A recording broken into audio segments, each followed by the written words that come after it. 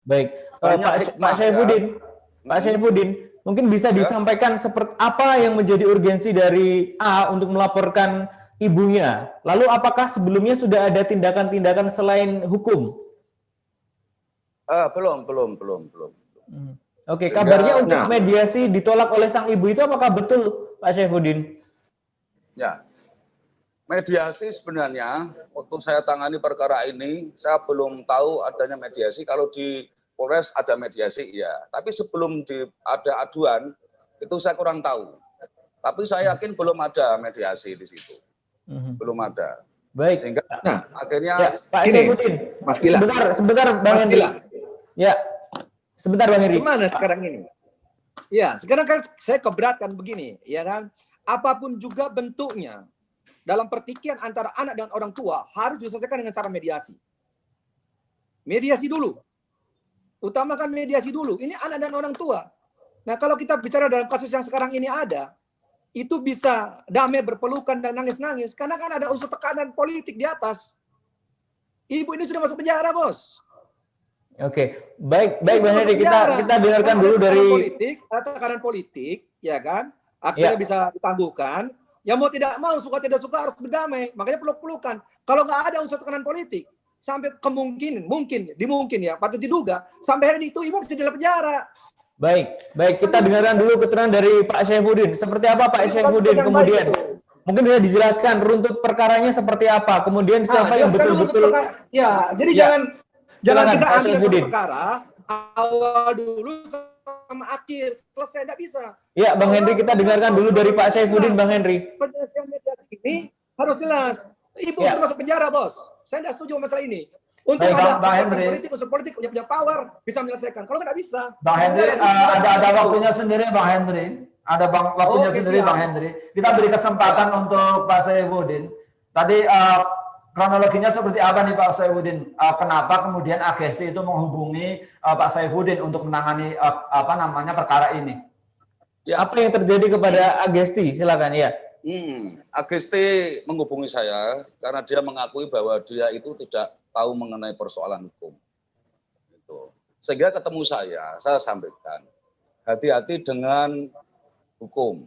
Karena kalau sudah kecebur, itu sulit untuk bangkit lagi. Karena kalau orang yang tidak paham. Maka saya sampaikan pada Agesti, itu dipertimbangkan. Dipertimbangkan yang masak-masak. Bagaimanapun itu adalah ibu kandung kamu yang telah melahirkan sampai menyusui segala macam. Nah, karena itu ada konflik keluarga ya, dipicu dari persoalan itu. Sehingga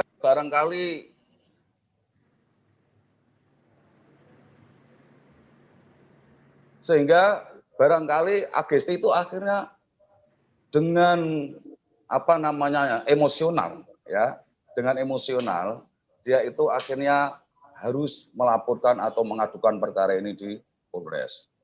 Ya, ketika itu saya kawal. Karena anak ini biarlah begitu dulu, tapi saya yakin bahwa ini akan damai. Saya yakin bagaimanapun anak itu punya nurani. Bagaimanapun itu saya pasti damai gitu. Rekan, seharusnya jangan lapor dulu. Selesaikan mediasi dulu dong. Selesaikan mediasi, nggak boleh lapor dulu, baru carikan mediasi. Itu psikologinya akan berbeda. Lebih bagus jangan lapor, jangan upaya hukum, jangan masuk ke dalam ranah hukum dulu, tapi selesaikan mediasi dulu, temukan dulu, mediasikan dulu, carikan solusi yang terbaik. Tapi kalau sudah lapor dulu, carikan solusi mediasi, salah satu pihak itu akan tertekan. Itu psikologinya akan berbeda di situ. Iya, Pak Hendri, betul. Lu gua lapor dulu, kalau lu lapor, lu nggak mengikuti keinginan gua, ya kan, nggak akan gua cabut laporannya. Itu kan beda penyelesaiannya. Baik. Ya, begini, sebentar. Ya, silakan Pak Saifuddin. Adalah selaku penasihat hukum saya paham bahwa itu deliknya adalah delik aduan. Kapan saja, waktu kapan saja, mau kapan saja, delik aduan itu bisa dicabut. Ya, dalam proses penyelidikan sampai penyidikan sampai dilimpahkan ke kejaksaan, proses penuntutan, proses persidangan, sebelum hakim mengetuk palu, ya, memutuskan putusan hakim itu bisa dicabut. Dengan durasi itu bisa dimanfaatkan untuk berbagai pihak, termasuk selaku penasihat hukumnya inisial S dan saya. Dalam hal perkara kekerasan dalam rumah tangga adalah sebenarnya tanggung jawab bersama supaya keluarga itu bisa rukun kembali. Tapi yang punya kewenangan itu adalah bukan penasihat hukum. Tidak bisa penasihat hukum semau-maunya mencabut, itu kan tidak bisa. Harus ada kemauan inisiatif dari yang bersangkutan itu. Itu hukum normatifnya begitu. Tetapi seorang penasihat hukum bisa mengarahkan begitu supaya ini perkara ini endingnya bagus, bisa dicabut dan akhirnya bisa damai kembali. Ya, Pak Saifuddin. Pertanyaan saya Mas Gilang kepada rekan saya, apakah saudara sudah melakukan cara mediasi terlebih dahulu?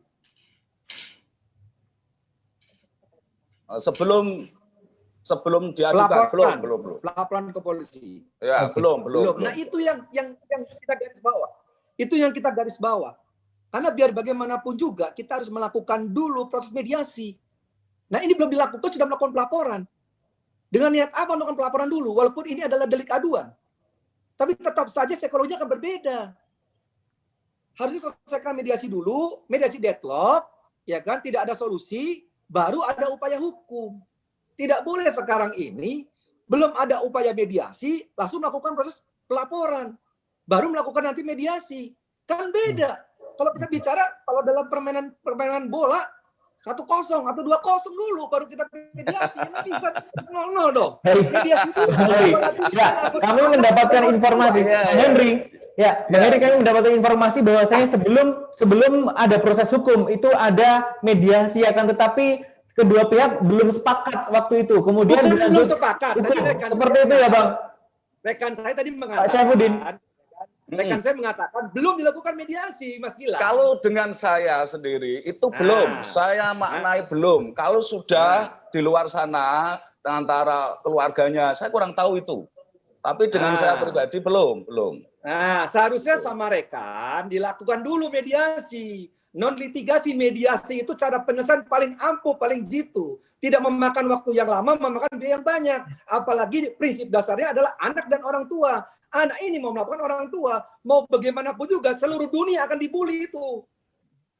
Karena ini moralitas bicaranya. Lakukan mediasi dulu. 1 kali, 2 kali, 1000 kali pun tidak ada masalah. Mediasi dulu.